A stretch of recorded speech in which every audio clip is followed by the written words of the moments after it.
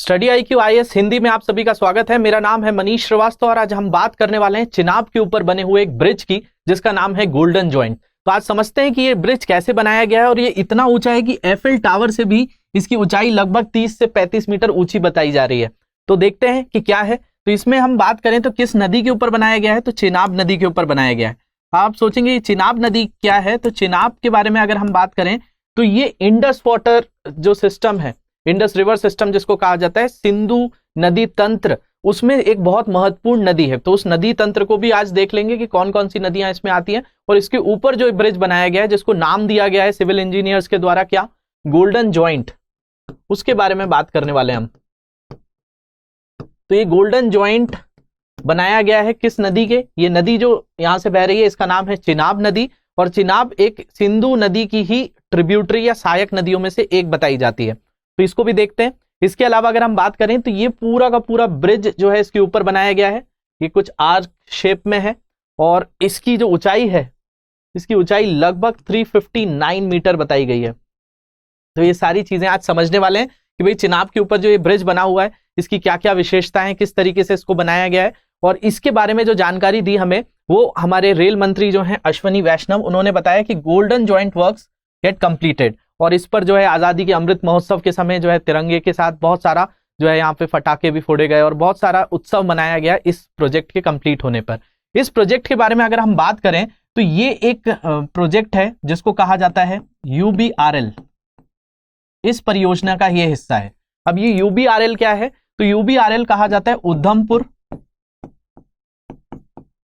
Srinagar Baramulla railway link project.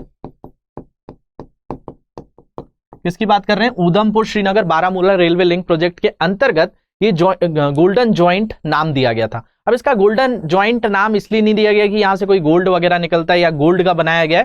सिर्फ वहां के जो सिविल इंजीनियर्स थे उनको ये नाम सूझा कि भाई इसका नाम जो हम दोनों तरफ की, भाई बीच में से क्या है, नदी बह रही है, अगर बीच में से नदी बह रही है, हम यहाँ पे इस तरीके से बना रहे हैं, तो इन दोनों चीज को ज्वाइंट करने के लिए जो नाम दे दिया गया वो गोल्डन जॉइंट दे दिया गया। तो सिर्फ यही है, इसके इंजीनियर्स ने इसका नाम दिया हुआ है। अब देख लेते हैं ये जो मैंने आपको प्रोजेक्ट बताया, जिस प्रोजेक्ट का नाम क्या था, तो इसको कहा जाता है UBRL या कई जगहों पे USRBL भी मिल जाएगा, Udhampur Srinagar Baramulla railway link project. तो ये जो है आपका, इसमें देख रहे हैं आप बारामूला यहां पर है, श्रीनगर है, तो यहां पर उधमपुर के बीच में ये पूरा का पूरा प्रोजेक्ट बनाया गया है। तो इसी के बीच में एक डिस्ट्रिक्ट आता है जिसका नाम है रियासी डिस्ट्रिक्ट। अगर हम बात करें तो यहां पर ये चिनाब ब्रिज बनाया गया है जो कि आपका कटरा से थोड़ा सा आगे जाने पर यहां पर आपको एक जिला मिलेगा जिसका नाम है रियासी। ये जम्मू कश्मीर में ही है। तो जम्मू कश्मीर के रियासी जिले, रियासी डिस्ट्रिक्ट में जो चिनाब नदी बहती है, उस चिनाब नदी के ऊपर ये ब्रिज बनाया गया है। और इस ब्रिज को जो है, दोनों पॉइंट्स को जो कनेक्ट किया गया है उसी को बोला जाता है गोल्डन जॉइंट। और गोल्डन जॉइंट ये जो है लगभग 359 मीटर है। एफिल टावर की जो ऊंचाई है वो 330 मीटर और 325 मीटर के अराउंड बताई जाती है, तो इससे भी ऊंचा है। तो यहां पर अगर हम बात करें तो ये जो है आपका, ये पूरे ब्रिज की जो लंबाई है वो 1.3 किलोमीटर है, 1.3 किलोमीटर है। ऊंचाई मैंने आपको बताई दी 359 है। अगर एफिल टावर का आप देखेंगे तो 325 मीटर के अराउंड, और कई जगहों पे 330 मीटर भी मिलता है, क्योंकि उसके ऊपर एक छोटी सी आपको जो है एक पतली सी स्ट्रिप देखने मिलती है, तो एकदम टावर ऊपर तक जाता है तो 330 हो जाता है, नहीं तो मोस्टली 325 है। तो इसलिए बताया जाता है ये 30 से 35 मीटर ऊंचा है, किससे, आपका एफिल टावर से, जो कि फ्रांस में है, पेरिस में। इसके अलावा आप देख पा रहे होंगे इसमें स्पैन्स लगाए गए हैं, तो टोटल ऑफ नंबर 17 स्पैन्स है। इसके अलावा maximum height of steel tyre जो है 133 मीटर है। और इसको इस तरीके से बनाया गया है कि ये पूरा का पूरा बारामूला से जम्मू को जोड़ने के लिए, जो मैंने आपको बताया Udhampur Srinagar Baramulla railway link project है, तो 326 किलोमीटर का पूरा प्रोजेक्ट है। उसमें ये ब्रिज है जो कितने किलोमीटर का, 1.3 किलोमीटर का। और ये विश्व का रेलवे ब्रिज में अगर देखा जाए तो सबसे ऊंचा ब्रिज माना जाएगा। इसके अलावा इसमें 25,000 मेट्रिक टन जो है इसका टोटल स्टील फैब्रिकेशन है। इसके अलावा 220 किलोमीटर प्रति घंटे की रफ्तार से अगर हवा भी चलती है तो ये जो इसका स्टील है वो आसानी से इसको झेल सकता है। इसके अलावा इस पे से जो ट्रेन निकाली जाएगी वो 100 किलोमीटर प्रति घंटे की रफ्तार से भी चलेगी, तो आसानी से चल सकती है। इसकी जो मिनिमम एज बताई गई है वो 120 ईयर्स बताई गई कि 120 साल तक ये चलेगा।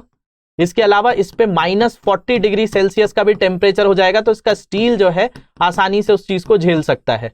इसके अलावा अगर हम बात करें ये किस रेलवे के अंतर्गत आता है, तो भारत के अंदर अलग अलग रेलवे जोन्स हैं। अगर रेलवे जोन्स की बात करें तो आपका जो सबसे बड़ा रेलवे जोन है वो है आपका नॉर्दर्न रेलवे, और नॉर्दर्न रेलवे का जो हेडक्वार्टर है वो है न्यू दिल्ली।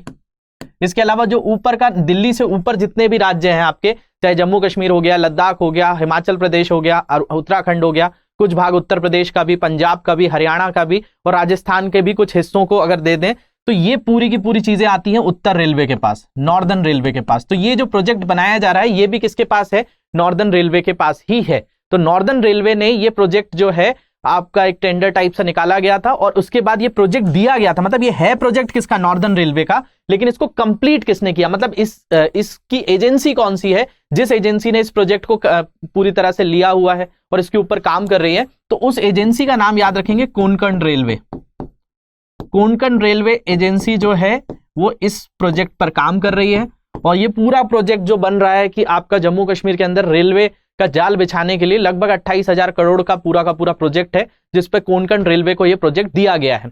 किसके द्वारा दिया गया? तो उत्तर रेलवे के द्वारा दिया गया। उत्तर रेलवे का हेडक्वार्टर क्या है? न्यू दिल्ली। आपको पता ही होगा भारत में 18 रेलवे जोन्स हैं, तो उनमें से एक रेलवे जोन आ जाता है नॉर्दर्न रेलवे। जैसे सदर्न रेलवे आप चेन्नई सुनेंगे, ईस्टर्न रेलवे कोलकाता सुनेंगे, वेस्टर्न रेलवे मुंबई है, सेंट्रल रेलवे मुंबई है, वेस्टर्न सेंट्रल रेलवे जबलपुर है, ईस्टर्न सेंट्रल रेलवे हाजीपुर है, northern central railway Allahabad Prayagraj है, सदर्न सेंट्रल रेलवे सिकंदराबाद है, नॉर्दर्न ईस्टर्न रेलवे जो है गोरखपुर आ जाता है। ऐसे ही आपके 18 रेलवे जोन है। तो इसमें आप याद रखेंगे ये कौन सा रेलवे जोन की बात कर रहे हैं? उत्तरी रेलवे की बात करें। उत्तरी रेलवे ने ये प्रोजेक्ट किसको दे दिया? कोंकण रेलवे को दे दिया, जो एक रेलवे एजेंसी है। कोंकण रेलवे जो है आपका, ये रेलवे प्रोजेक्ट के लिए काफी इसने काम किया, जो कि महाराष्ट्र और गोवा वाले जो क्षेत्र हैं, कर्नाटका वाला जो क्षेत्र था, यहां पे कोंकण रेलवे ने अपने बहुत सारे प्रोजेक्ट्स कंप्लीट किए हुए थे। अभी हाल ही में आपने सुना होगा कि एक प्रोजेक्ट क्रिएट किया गया था जिसमें एक ही ट्रैक पे अगर 2 ट्रेनें आएंगी तो वो जो ऑटोमेटिक ब्रेक्स जो लगने का था वो भी कोंकण रेलवे के द्वारा ही पूरा संपन्न किया गया था। तो ये प्रोजेक्ट भी कोंकण रेलवे को दिया हुआ था और ये हाल ही में जाकर कंप्लीट हो गया। तो इस प्रोजेक्ट के अंदर ये पूरा का पूरा ब्रिज बनाया गया है। इसमें जो है स्टील का इस्तेमाल किया गया है और ये पूरा का पूरा आर्क डोम शेप में बनाया गया है और काफी ऊंचा ब्रिज है, और जिससे ये पूरी की पूरी कनेक्टिविटी प्रोवाइड कर देगा। अब ये जो नदी है यहां से बह रही है, इसी को क्या कहा जाएगा? चिनाब नदी। इसके बारे में भी देख लेते हैं, ये किस रिवर सिस्टम का पार्ट है? तो ये आप पढ़ेंगे इंडस रिवर सिस्टम।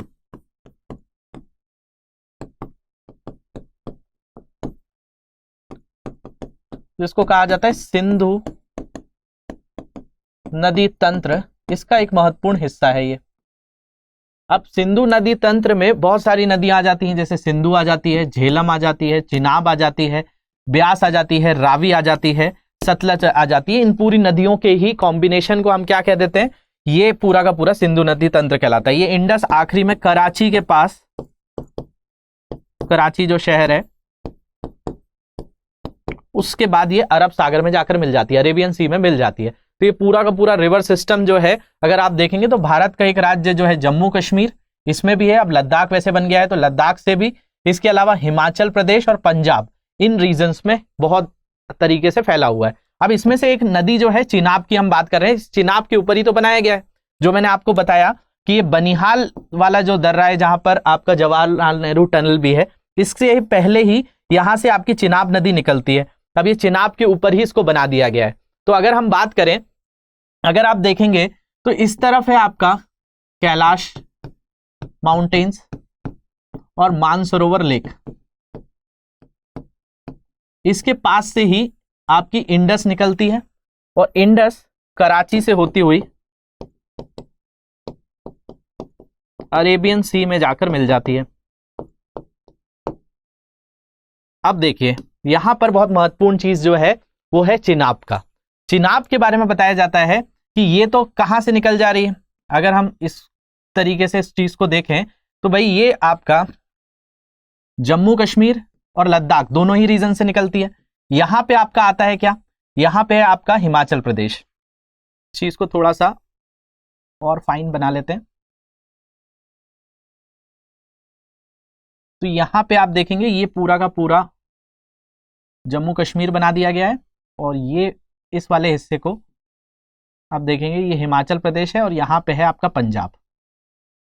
तो ये आपका JNK हो गया, ये आपका लद्दाख वाला रीजन हो गया, ये आपका हिमाचल प्रदेश वाला रीजन है और ये पंजाब वाला रीजन है। तो यहां पर थोड़ा सा ध्यान से इस चीज को समझेंगे तो आपको बात समझने आ जाएगी। यहां पर एक दर्रा है, एक दर्रा मतलब क्या होता है, पास होता है। इस पास का नाम है, इसको कहा जाता है बारालच्छा, बारालच्छा पास। एक जगह भी है यहाँ पे, एक वैली है, बहुत फेमस टूरिस्ट प्लेस है जिसको लाहुल स्पीति भी कहा जाता है। ये लाहुल स्पीति वैली है यहाँ पे, तो कई जगहों पे लाहुल स्पीति भी कह दिया जाता है।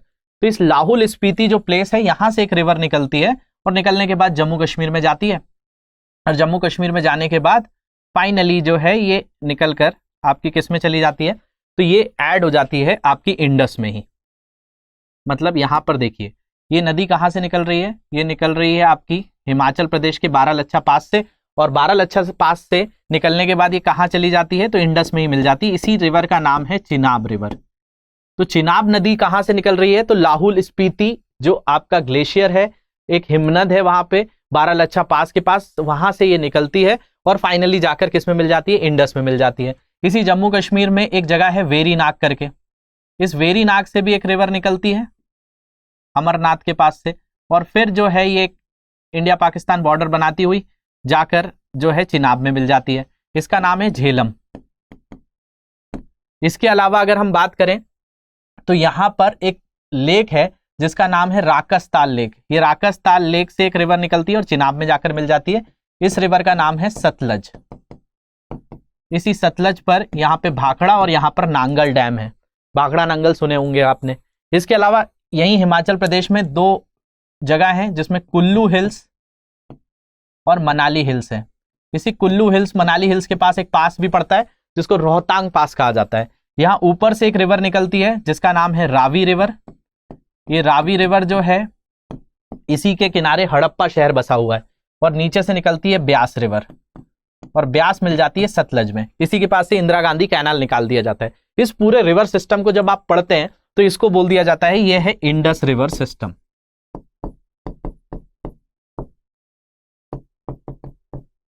या इसी को कहा जाता है सिंधु नदी तंत्र। अभी सिंधु नदी तंत्र में जो महत्वपूर्ण नदी मैंने आपको बताई है कि हमारे लिए जो इंपॉर्टेंट है वो कौन सी है, चिनाब है, क्योंकि ये प्रोजेक्ट किस पे बनाया गया, चिनाब पे ही बनाया गया। तो चिनाब जहां से क्रॉस हो रही थी वहां पर इस गोल्डन जॉइंट को बनाया गया है, और गोल्डन जॉइंट जो है ये आपका एक पूरा आर्क डैम टाइप का बनाया गया है। और ये आर्क डैम जो है आपका, इसके ऊपर पूरा ब्रिज इस तरीके से कंस्ट्रक्ट किया गया है 1.3 किलोमीटर का, और इसकी जो लंबाई है वो है 359 मीटर, जो कि एफिल टावर की मैंने आपको बताया 325 से 330 बताई जाती है, तो उससे भी ऊंचा है। तो ये जो बनाया गया है कहाँ बनाया गया है, जम्मू कश्मीर में, जो कि कौन सी जगह, कौन सा प्रोजेक्ट मैंने आपको बताया, तो UBRL के नाम से फेमस है, Udhampur Baramulla Srinagar railway link project. तो होप ये चीज आपको समझ नहीं आई होगी कि भाई इंडस रिवर सिस्टम के अंदर यहाँ पे बहुत सारी नदियां निकलती हैं, तो अब यहाँ पे रेलवेज बनाना है तो भाई कहीं ना कहीं नदियों को जो है ब्रिजेस बनाने पड़ेंगे, और ये ऐसा ब्रिज बना दिया गया कि दुनिया का सबसे ऊंचा ब्रिज बन गया है।